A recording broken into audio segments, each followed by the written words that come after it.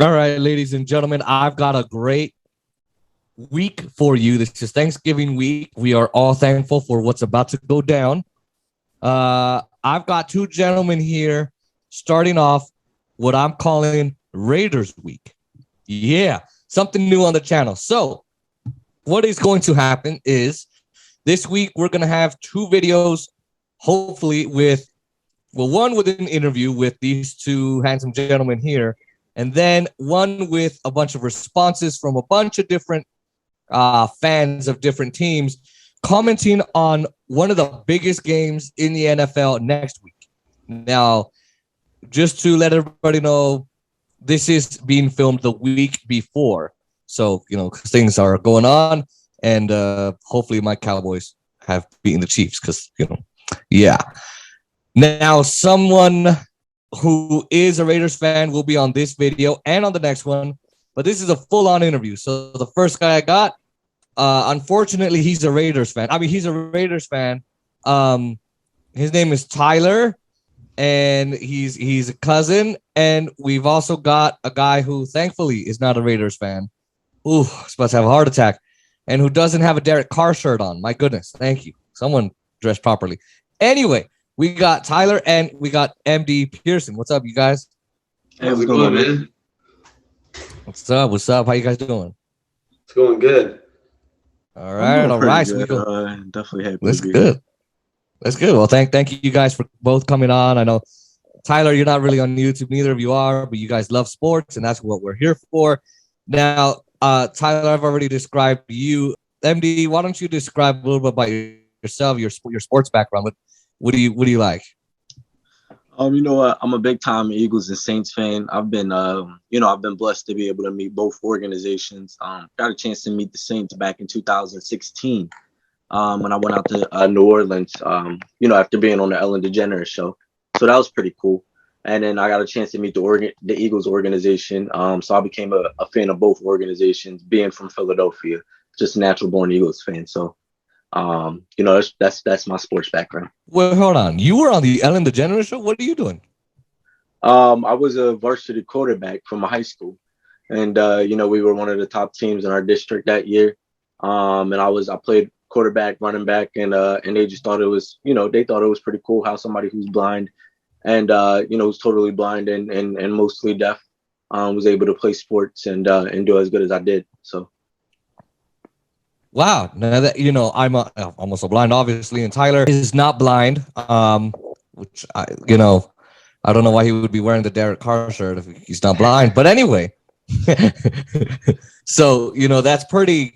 For a person who can see, playing sports is natural. It's they can see, but yeah, for me, you're doing that. It's crazy. You're on a varsity football team. Yeah, that's awesome, man. That's really awesome. That's rad as hell. It was, it was actually my first year playing football too, so it was pretty dope that I made it and was able to Wow, first year too. Yeah, that's badass, man. That's further than most high school and college guys get, man. That's insane. It's insane, and I mean, for me, if you were out here in Vegas, that wouldn't happen. So thank God you were born over there. All right, so gentlemen, we've got a big game coming up next week. And it is a test for, I would say, both teams, mainly for Dallas, because Dallas right now is 7-2. Hopefully they become 8-2. I'm just saying. Dak, you better. We got Derek Carr versus Dak Prescott. We've got Zeke, and we've got Josh Jacobs. We got everybody playing the nitty-gritty game at Dallas on Thanksgiving Day. So the first thing I wanted to discuss with y'all is let's talk the Raiders at the Chiefs. That game, I think the thing I took most from there is, and Tyler, you're the Raiders fan, so I'm going to come to you first. It wasn't that the Raiders just played like trash on purpose, although in my dreams they do. But yeah, but it was that there were just too many missed opportunities. The first thing I'll ask you is, they were playing the Chiefs. They played a cover 3 play all the way. I've listened on First Take to Stephen A. Smith and a lot of ESPN commentators. There's a YouTube channel called Las Vegas Raiders Network, which I'm ashamed to have spoken those words. Do you think that using the cover 3 play call was a detriment mistake or just a plain old mistake by your head coach? I would say, now that the game is over, it definitely looks that way. To me, I just think that Patrick Mahomes is Patrick Mahomes, and he seemed like he was just due for a blowout game, just due to have one of these kind of games, with the past weeks going the way that they have for him. So I just think that he was just due, and, he went out there and showed everybody who Patrick Mahomes really is. He could get scary, at any point. He already has a Super Bowl, and that's why he does have that big contract. So, when you play Patrick Mahomes, you never really know what you're going to get. MD, do you think that cover 3 was a mistake for the Raiders last weekend? I'm gonna say no. I'm gonna go on the opposite side, because when you look at a cover 3, you're looking at dropping 3 safeties deep, and you're looking at playing the coverage on a deeper half of the field. And when you look at the Chiefs' offense, that's exactly what they like to do. They like to run their receivers deep. They like to make McCole Hardman go deep and make Tyreek Hill go deep over the middle. And you're looking at Travis Kelce being able to run deep routes out of the slot and being able to go on go routes and fly routes.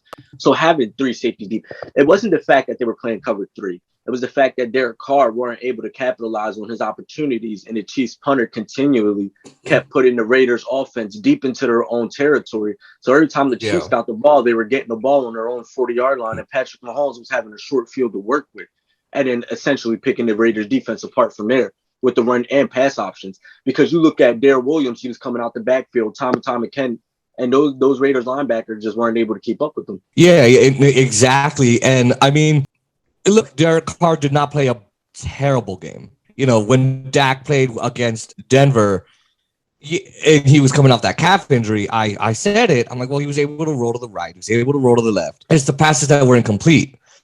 Do you think that, going to UMD, when he would pass the ball, do you think that his receivers did a good job for him, or were they also a problem? Speaking about who? The Cowboys or the Raiders? No, I'm sorry, the Raiders. I gotta be more clear. I mean, the Raiders. I think the Raiders receivers are a little underrated to begin with. In that situation, they definitely had some drop passes in that game.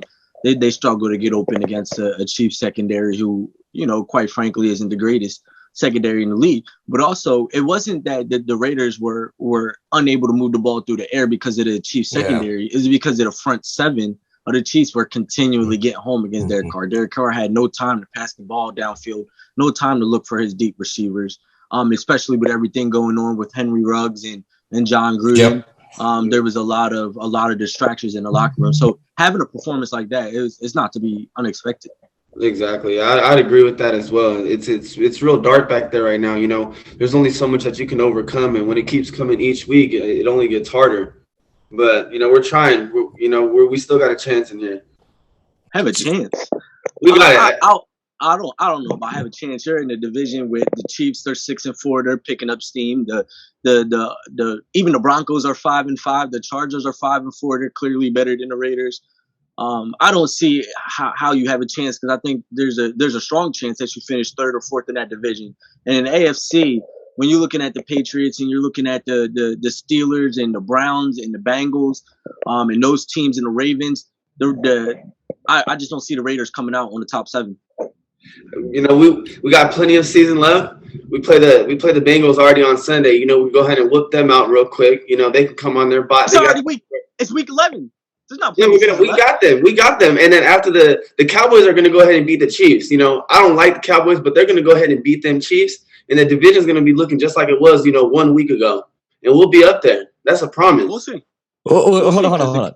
So the Cowboys are the Chiefs are at a 2-point. The spread is 2-point favorite at home. So, and we can't underestimate what I took from the game against the Raiders is Patrick Mahomes and the Chiefs looked like they were messing up, but now they've got their footing. Tyler, there's only 8 games left. That I don't know if that's I kind of, and I'm not saying this because I hate the Raiders. If the Cowboys were at your record, right? And someone wants to say, Jason, do the Cowboys have a chance? I would say no. And the reason why is we're on week 11. If we were talking week 5, I would say no, Tyler. I think you're right. I mean, if the Raiders pick up their slack now, yeah, absolutely, you got a chance.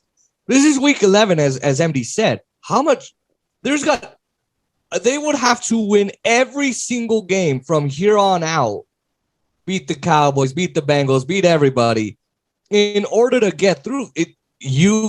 What's the percent chance you think? I don't give it a chance. And I'm not saying that to bag on you. I'm just saying it's week 11, as he said. There's only 18 weeks.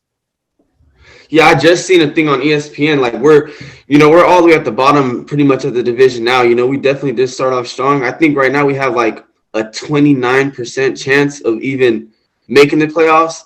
But I'm just like taking a look at the schedules, and I think as long as everything goes right, we can still have a chance. I don't see I think we're gonna go ahead and win some games, and that's all we can really do. So I think you look at it like this. I think not to interject here, but I think you look at it like this. Without having that speed threat in Henry Ruggs and only having Hunter Renfrow having 494 yards and 4 touchdowns and Joshua Jacobs only having 200 plus rushing yards. You have a lack of weapons there. Joshua Jacobs isn't performing right now. Darren Waller is even underperforming this season. Derek Carr has 2,800 passing yards, but 15 touchdowns, 8 interceptions already this season, which amounts to 30 touchdowns and 16 interceptions by the end of the season. That's a problem, especially when you're in a division with Justin Herbert and Patrick Mahomes. Absolutely. I agree. Derek Carr, I still think he's like a top 15 quarterback. He has his moments. It's really hard to deal with the Raiders, especially, it's like every single year. We always start off so strong. It's real hopeful. And then, we've had a lot of gut punches this year. I think we got to, there's a lot of guys out there with a lot of talent. Like you said, Darren Waller, he definitely is underperforming. We thought he was going to completely explode for even a career year, coming out of last year. But, it's been quite the ride. I think, there's still a chance here, especially we added Deshaun Jackson, and, it sucks because his first catch was a deep ball, and he got excited with all the lights on him and went ahead and dropped it. That switched up the whole game as well. When I was watching it, it looked like we were going to maybe. You know what you sound like? What I sound like? You sound like a sorry Raiders fan making a lot of excuses and a lot of talk about why the Raiders is going to do this, but they didn't do this because of that, and here with this. That's a lot of excuses. And I don't want to hear none of that. I'm going to tell you right now why the Cowboys are going to pick apart the Raiders on this Thanksgiving game coming up. You're looking at CeeDee Lamb, who already has 700 plus receiving yards. He has 700 plus receiving yards on just 47 catches, right? You're looking at Amari Cooper, a bona fide number 1 receiver in the NFL. And then you're already looking at Elliott, who has 663 rushing yards. The Raiders have one of the worst defenses in the NFL to begin with. I believe the Cowboys are going to blow them out. I think it's going to be a 41-21 game on Thanksgiving. I just don't see the Raiders standing a chance at all in this game. And that's let me go. Because if you really think about it, it's the NFL. On paper, you could put up 2 teams on paper and it looks that way.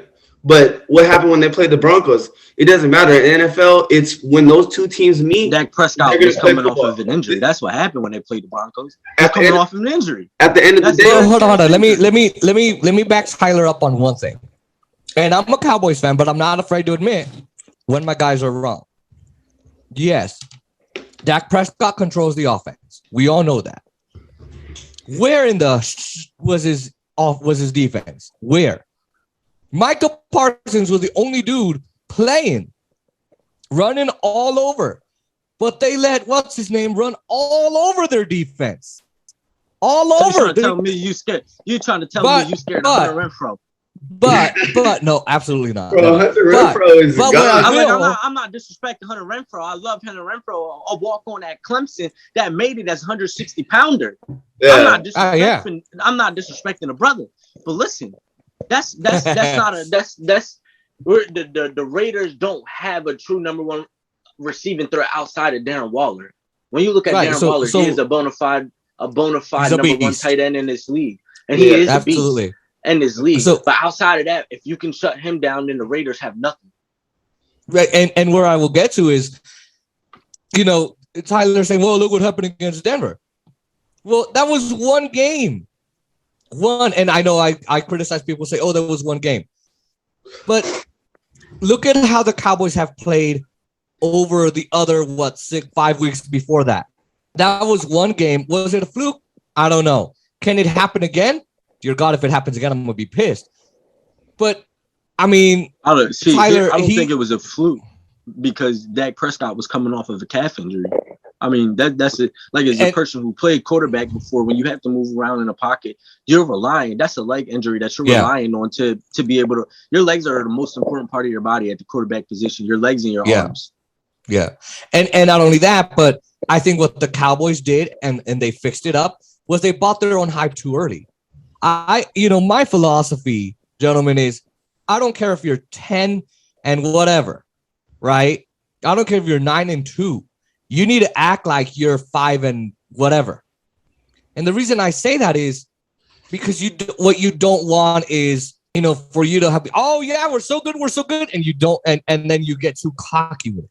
And that's what happened with the Cowboys. But Tyler, he thinks that the Cowboys are going to pick apart the Raiders, and it's going to be at least a 41-21 game. I think that's a little high for the Raiders to score that against the Cowboys, especially with Trevon Diggs able to get those interceptions and shadow players all day long. Micah Parsons, they drafted down. I think we got traded with you, right, MD? Yeah, with the Phillies, with the Eagles.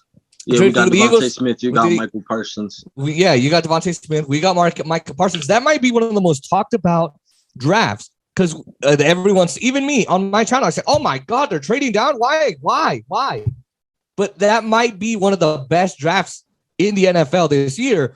Tyler, so you are taking the position, I assume, and you can correct me if I'm wrong. You're taking the position that, nah, man, you think the Cowboys are going to take apart my guys? Nah, they're gonna be taken apart by my guys. Is that the position you take? And if so, why? Give me the game in your eyes. And honestly, I can't say. I'm honestly nervous for Thanksgiving because I can't even eat if I'm gonna be stressing out. And Thanksgiving has the best food. But that's the first thing. But it's the NFL. So at the end of the day, these are all professional football teams. So each week, there's upsets every week. Anything can happen. Yeah. In the NFL. Of course, on paper, I would say the Cowboys look good. I have to give that to them, that they do look good. But if the Raiders go out there and they play the football to their best, then we'll go out there and we'll have a shootout. I really believe that we will. So then how do you get around CeeDee Lamb, Zeke Elliott, and all those guys? What should be the Raiders' strategy to get around them? I would honestly say on the defensive end, we're going to need to go ahead and Crosby to have a crazy game and get us a couple of sacks for sure to start off. And then I'm going to need Jonathan Abram to stop biting so much at the safety position. I've been watching him, and it looks like he bites on a lot of plays. So if he could, play that safety position how he's supposed to, I think we could have a good defensive standing out there. And if we play good defense, win that turnover challenge, over the Cowboys, I think we have a really good chance. Well, with Jonathan Abram biting, because you're absolutely right. He looks at a lot of that eye candy going on in the backfield. Yeah. With the Cowboys being one of the most teams that like to motion those receivers, motion those tight ends across the formation. Yep. CeeDee Lamb likes to go on a lot of jet sweeps and come around on end around runs. Exactly. Be able to motion out some of these receivers. Jonathan Abram is going to have a big game if the Raiders are going to want to stay in this game. Yes, absolutely. Max Crosby is going to have to go against Tyron Smith or the right tackle for the Dallas Cowboys and be able to get to Dak Prescott. Because the only way to be able to get to Prescott is if you're able to get him off his spot and be able to rattle him. Prescott's one of the quarterbacks who can get outside the pocket and be able to keep his eyes downfield and make those downfield throws. Yep. We've seen it time and time again. But if you can hit him, obviously, that's the only possibility that you can be able to rattle his game. Yes, I agree. And for me as a Dallas fan, he's a mobile quarterback. These DNs, they're not going to be able to continue to be able to crash on. They're going to have to keep containment. The Raiders are going to have to keep containment. Jonathan Abram is going to have to keep containment on Dak Prescott and not bite, and at the same time be able to help out in a run game. Absolutely, 100% agree. Yeah, as long as he can do that, because Jonathan Abram is great. They call him the human hit stick. So he can go out there and have a big game for us. It will look nice. It will look real good. We'll see, coming into the first half how he's playing and to go from there. Right. And for me as a Dallas fan, I mean, look, you got Zeke and you got Lamb and then all of those guys who are very good. Don't forget Michael Gallup just came back. Michael Gallup. I was about to get some. Marvin, do you know where I'm going to go to in the next couple minutes? Because if so, I'll let you take over, man. You read my mind. Michael Gallup hadn't been back since week 1. And when he came back, I was worried. I said, man, he's been out for so long with that calf injury. It was worse than Prescott's. And boy, what you saw last Sunday was Dak trusts Gallup. MD, am I wrong to say that? Because here's why I say that. When he threw to him, it was just magic. The way that Michael Gallup absolutely dominated in that game was absolutely perfect. Do you think that? Well, I don't know. They have the better chemistry. I wouldn't say he dominated the game. He only had 40+ receiving yards. I believe it was 46 on the dot on just 4 receptions. But they definitely do have some chemistry. And you're going to have chemistry with a receiver like that. Just a few seasons ago, he had 1,400 receiving yards, one of the top receivers in the NFL that year. Michael Gallup in this offense as the number 3, and this offense, he's going to be the number 3 receivers and going up against number 3 corners every single time. He's going to be able to win that matchup. So he's going to be open a lot. So he's going to get the ball a lot. But this team being one of the top play action teams in the NFL, like I said, they like to move the receivers a lot, get them out on a lot of motion plays. Michael Gallup is going to see a lot of one-on-one coverage. They're not going to be able to cover him the way they want to with CeeDee Lamb and Amari Cooper being bona fide superstars in this league. Right, and now they're going 3 deep, and they also have Cedric Wilson. Who's had a few good games. Who's had a few pretty good games. He's made some nice surprise plays. Do you think they should have Gallup versus or they should have Simpson, or Wilson? Who should they have there? With CD and I mean, with, I just told you. Michael Gallup had 1,400 receiving yards. Right. Because there's a debate in Cowboys world where, Cedric Wilson. Well, no, and obviously the 1,400 that you bring up, there is that debate. Now there's also a debate I wanted to ask you between Zeke Elliott and Tony Pollard. I prefer Zeke Elliott a little bit more, actually a lot more. What's your take on him? On that debate, Elliott versus Pollard. Well, I think it's definitely Elliott. You drafted him high for a reason. Yeah. I think in today's NFL, you're seeing a lot of running back by committee. And you're seeing a lot of teams go with that 2 or 3 running backs. I think Tony Pollard is a great 3rd down running back. I don't think he's a bell cow. I think he's a little too small to be a bell cow running back, to be able to run between the tackles. He's the kind of running back that you want on wheel routes coming out against these linebackers or coming out of the backfield on slants or in the flat. So I think Elliott is your true bell cow. I think you continue to hand him the rock. He's on pace for over 250 carries this season, for over 1,200 rushing yards. So, continue to feed him the rock and continue to see what he can do. Right. Tyler, I want to switch over to the Raiders. Obviously, this is not just a Cowboys video. I want to talk about the first drive of the Chiefs game. ESPN, I've been watching for the last week. Everybody's bagging on Josh Jacobs. And because Josh Jacobs, I remember before the season started, everyone said, oh my God, they got Josh Jacobs. Holy crap, they're really going to kill it this year. He's doing great, or he's going to do great. Obviously, we've discussed today that, he's not doing so great. So my question to you, Tyler, is what went wrong in that first drive? On the Raiders' first drive. On the Raiders' first drive, I would say on that first drive, going back to Josh Jacobs and everybody, it didn't look like Raiders football to me. Well, this year it actually does, but it looked sloppy to me. It just looked like they weren't, playing with the actual purpose. They were just really underperforming. I believe we haven't scored on opening drives. We scored 1 touchdown in the last, 13 games or something like that. So that's what we really have to work on, because our opening drives have been horrible, for a long time. So it was very underperforming, I would say. MD, give me a little more. Tyler's hiding it. Josh Jacobs made some wrong moves there on that first drive. What's your take? I think Josh Jacobs, as far as a running back for the Raiders goes, I think he's a little underutilized. I'd like to see him be a little more utilized in the passing game. The Raiders scarcely utilize him in the passing game. Right now, he's only on pace for just over 500 rushing yards this season. And for Joshua Jacobs, that's extremely, that's not where you want to see him. You're expecting him to give you over 1,000 rushing yards. He's that kind of running back. I don't think the Raiders, with Kenyon Drake being there, I don't think that's enough of a security blanket to be able to take those snaps away from Joshua Jacobs. I want to see him be able to use more, because I think it can, open some things up a little bit more downfield with Brian Edwards and Hunter Renfrow and the rest of those receivers that are going to have to step up in Henry Ruggs' absence. Right, exactly. So we talk about all of this, and on paper, people are going to go, well, the Cowboys. Raiders fans are going to say, well, the Raiders. Tyler, I'm going to ask you this question. We've talked about, Josh Jacobs needing to be a little bit better. We've talked about a whole bunch of goodies this video. What area is most needed to be improved? Obviously, you guys are missing players. I think you told me you were using, well, not even secondaries, but third, just lower ranked players. Yeah, I mean, right now, just like we had just talked about, I would say we need to get that running game going, because, Josh Jacobs is a great running back. I feel like we don't really give him enough carries as it is. Now that we got Greg Olsen calling, I would love to see like a lot more runs, get that opened up, and so we could, throw that deep ball to Deshaun Jackson and utilize our, would open up more if we get that running going. It just opens up our game more. So I would definitely say would be the run game that we need to get going.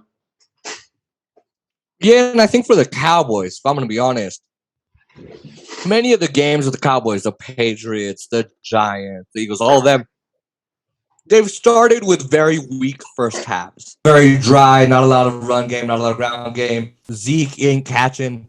One of the biggest struggles is, yeah, they might win a game, but at the end of every review video that I do, I got to criticize Dak's receivers for dropping the ball too much.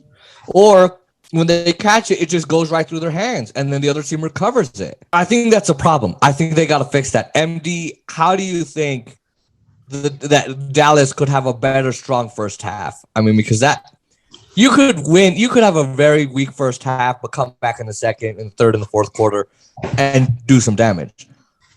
But how do you think they could improve their run game, especially? For the Cowboys to be able to improve their run game, they got to keep, actually, I think they got to keep doing what they're doing. Being able to motion those receivers and run that play action, because when it comes to the run game, you got to be able to get some things open downfield. In order to get some things open downfield, you got to be able to get that eye candy in the backfield, get those safeties and those linebackers looking into the backfield. Once you get that happening, you'll be able to see like CeeDee Lamb and Amari Cooper and Michael Gallup be able to get open, which will open some lanes up for Ezekiel Elliott. And the Cowboys actually, they're not a bad running team. They have one of the top rushing offenses in the NFL. Ezekiel Elliott is averaging 4.7 yards a carry this season. Have it over, 4 yards is the watermark. As a running back, you want to have over 4 yards a carry, and he's almost 5 yards a carry.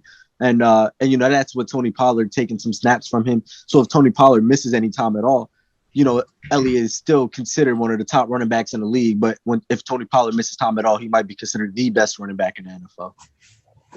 Right, exactly. And looking at just that game against Denver, they played like last year's Cowboys, and I was not happy with last year's Cowboys. Getting to Trevon Diggs, I wanted to ask both of your opinions. I mean, Tyler, I know you pay attention to, you don't just pay attention to the Raiders, you also pay attention to a lot of other, teams. Trevon Diggs against Denver, he didn't get an interception, but he has 8 on the year now. Even it seems to me that even when Trevon Diggs is doing the wrong thing, he's not in the area he's supposed to be in, he's not where he's supposed to be, the ball seems to find him, and he can get an interception. Do you guys think that could, if he's on his game, if Trevon's on his game, or Maurice Kennedy or Anthony Brown, either one of those guys that are on their game, do you think that could do damage to the Raiders if they can't find a way to get around that? I would say absolutely. That dude is like a ball magnet. That thing just falls in his hands. He's a great cornerback out there. I would say would have it would be cautious on using that word great. I'll be cautious on using the word great. Yeah, but that is true as well. To me, even I feel like interceptions is not it's not everything, because to me I think he's getting a little bit overrated. In my own opinion, it looked like people are just going crazy. You know, he does have a lot of interceptions, but if you watch him really play, you know, he has a lot of, you know, he gets burned out there too. So he will have to be on his game out there, you know, try to get interceptions, see what he can do. I'm not saying be cautious on the word great because he gets burnt. I'm saying be cautious on the word great because don't disrespect the great to an actual great, like, you know, prime times of the world. Right. But you're absolutely right on your analysis of Trevon Diggs. He gets a lot of people who don't watch football think just because he gets interceptions that means he's doing the right things. That's I wouldn't say that's necessarily true. Trevon Diggs is playing a high level of football, but he's getting these interceptions because veteran quarterbacks, are testing the young rook here. They're throwing the ball his way. He's taking chances. He's jumping routes. He's picking off passes. But at the same time, if he's misreading the route or jumping the route too soon, trying to go for the interception, he's on the back end. That's getting him burnt a lot. And he's also one of the top corners to give up touchdowns to passing yards. So a lot of people who don't watch football just see the 8 interceptions and just go, oh, Trevon Diggs is always in the right spot at the right time. He's the next Jalen Ramsey. That's Absolutely. not necessarily the situation. He has the prototype, he has the body, he has the potential, the smarts to be a really good corner, even a great corner in the NFL. But you know, we'll see. But just I need the press to slow down on the Trevon Diggs hype. You know, he's a Clemson guy. He definitely got the smarts with Dabo Sweeney, with that kind of background. But you know, just slow down the press just a little bit. Yeah, I mean, I feel the same thing. Yeah, exactly. Yeah, I mean, that just as a Cowboys fan, I'm hyped about Trevon. But again, we've seen a lot of games where he does read the route wrong, read the play wrong, does go too soon to jump too soon to get the interception. All of a sudden, he misses it. And all of a sudden, you know, they're down. There you go. So I do worry about that because Tyler's got to go soon. This game is going to come down to, I think, who's got a better strategy. And for me, I think it's going to be obviously Dallas, but Raiders, to me, have a good chance. Is it a perfect chance? No, but knowing Dallas and knowing that, again, they're capable of messing up plays, or one thing they've allowed, they've won a lot of games. Some games on a field goal. They went to overtime with the Patriots because they let them catch up and all of that. MD, I'll go to you for this question. If, let's say, the Raiders are down, it's third quarter. Obviously, if you're in the third quarter, you can absolutely come back. There's 30 minutes of gameplay left. Do you think the Raiders have the strength to come back? Depending on how far they're down, of course. They're down by 5, 6, 7 points. Absolutely, they could calm down. They could get back up. But do you think they could force Dallas to win by a field goal, force an overtime? Do you think they could do that? I mean, I think it's not about the Raiders. I think it's can Dallas keep their foot on the pedal long enough to overcome the Raiders.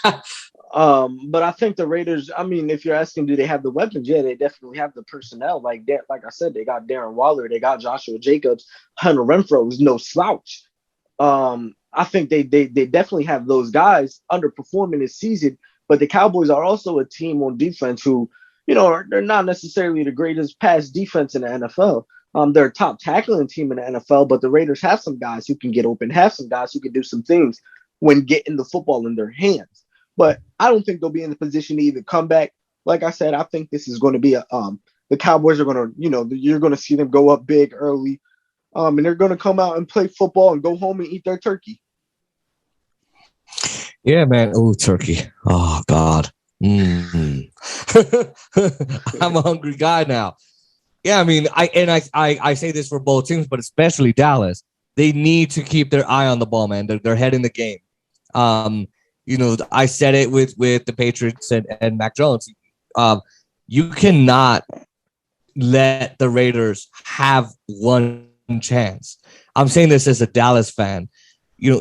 Tyler, give me in summary, here's what the Raiders got to do to beat Dallas, or at least to control Dallas, aside from putting pressure on the quarterback and all of that. We gotta go out there and score big. To start off, we need Derek Carr to be that natural born leader that he is. Get all his guys on the same page and get our our focus on the game. You know, that's what they're there for. You know, they're in the NFL to play football. So I would need, you know, as long as we can start off strong, I think we'll have a really good chance. Okay. I am ecstatic for my Cowboys to beat the Raiders. I know you're hoping and dreaming that the Raiders will beat the Cowboys. MD, as a Phillies fan who does follow the Cowboys, what are you hoping? What are you hoping for on Thanksgiving besides eating? I'm just hoping for a good game, honestly. I don't really think I'll get that. I don't really care who wins the game because, you know, I just hope the Eagles keep losing this season so we get a higher draft pick as possible. You know, potentially having 3 draft picks next season. I just want us to keep losing, you know. But I just want a good game. Just give me a good game while I eat an early morning brunch, breakfast, whatever. And, you know, we'll see what happens. Whatever happens, happens. Yeah, I don't really eat on Thanksgiving, maybe like a little snack, but otherwise I wait because that turkey, man. You know, you get up, you get your plate, and all of a sudden you go get a second plate, and if you're me, you get a third, and then after that, in an hour, I'm sleeping. Because turkey, man, it makes you sleep. 70 pounds, I eat a lot. Listen. Oh, yeah. So, listen, 180, but that's turkey, man. It's like, all right, you guys can kill me, you guys can eat me. I'm going to make you fall asleep. Now, just the postseason records. I'm going to ask both of you to give me your teams. There's only one bye. Do the Phillies and the Raiders have a chance to be at number 3, number 4? What do you guys think? Number 3, number 4 seed. Are you talking about the Cowboys and the Raiders? No. The Phillies. I said for both of your teams. Oh, the Eagles. Yeah. Do you think? Where do you guys think? Are you guys going to be in the number 3, the number 4 seed? There's only one bye. 3 or 4 seed in what? The playoffs? Are you speaking or the division? Yeah. The playoffs. I don't think the Eagles are. I don't think neither team is going to the playoffs. I think the Eagles are going to finish right around the bottom of their division. I think the Cowboys are probably looking about, or the Raiders are probably looking about the same.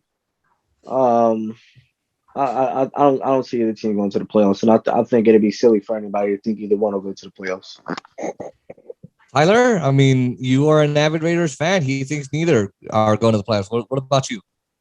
I think, like I said, at the beginning of this whole thing, the Raiders will be in the playoffs. We'll have that conversation when we get there. I think everything's going to line up. The Raiders definitely have a chance as long as we get Derek Carr to buckle down. Have that career season that he needs to have, and we'll make the playoffs. I see us at the 3rd for sure. I see the 3rd. Really? Are you going off of opinion, or are you going off of the stats here? Because again, it's week 11. I'm just going off of like what I see, in our division, what the games are going to be. I really don't like the Cowboys, but I think that they can go ahead and beat the Chiefs, coming up here. And that would be a good start. And then, we're going to be facing, we still play the Chiefs again this year. We still play the Chargers this year. We still play, everybody in our division again. I think we can win all those games. So I think that would give us a real fighting chance. Wow. I mean, you are a fan because for me, we got the Chiefs, the Raiders, and the Saints. If Dallas wins 2 of those, I'd love for them to win all 3. But if they win 2, I'm fine. Right. And then we've got 3 road games that away games, including Washington. I think, Dallas will handily beat Washington. That is another discussion.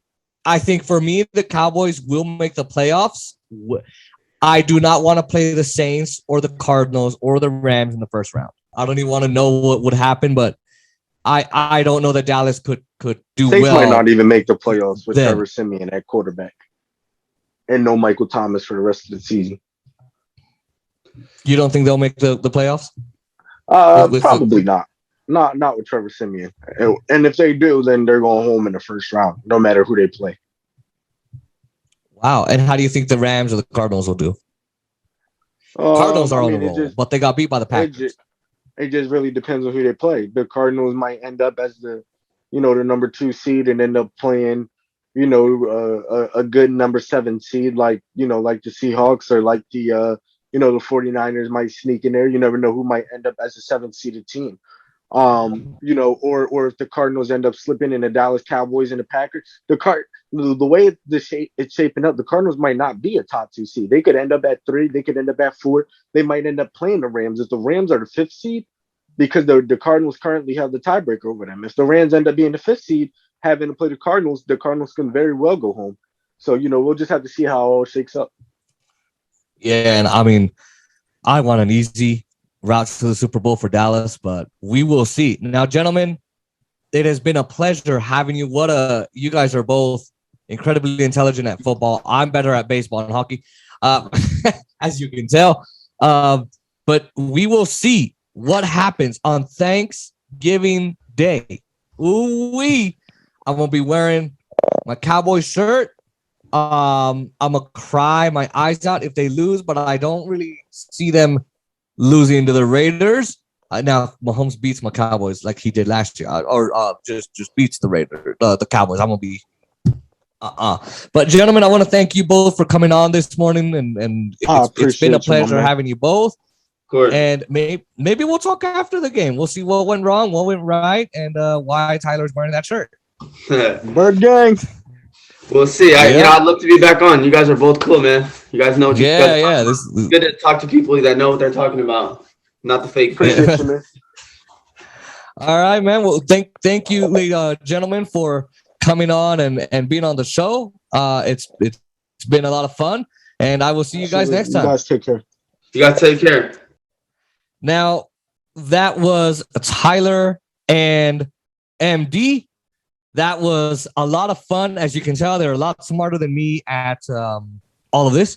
But like, comment, share, and subscribe to this channel. And like this video, of course. And, of course, press that post notification bell so you never miss another one of these videos. We got another one coming up. And we got some coming up for Washington week. It's not set in stone yet, but this one was. So, once again, thank you to Tyler. Thank you to MD. And I will see you guys next time.